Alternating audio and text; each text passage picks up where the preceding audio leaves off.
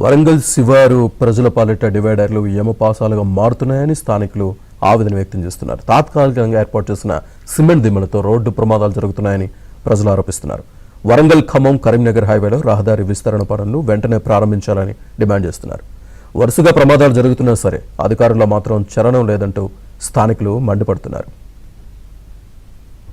Highway కాబట్టి night టైంలో వచ్చేసరికి తీరా దగ్గరకు వచ్చేసరికి వాళ్ళు డివైడర్ ఉందని చెప్పని అక్కడ చూసేసరికి వాళ్ళు ఏం చేస్తున్నారంటే ఆ డివైడర్ని గుద్దుకుంటున్నారు.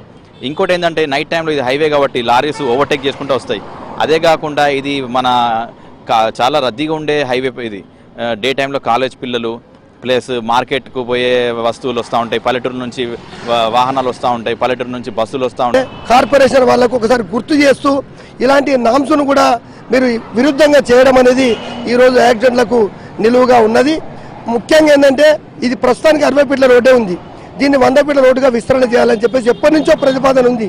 ఇప్పుడున్నటువంటి అధికారులు కానీ ఇప్పుడున్నటువంటి పొలిటికల్ నాయకులు కానీ దీనిపై పూర్తి అలసత్వము చేసి ఇక్కడ ఈరోజు కరీంనగర్ పోండి, హైదరాబాద్ తర్వాత వరంగల్ అని చెప్తున్నటువంటి ఈ మన వరంగల్ జిల్లాను ఎంత సత్యనాశనం చేశారు.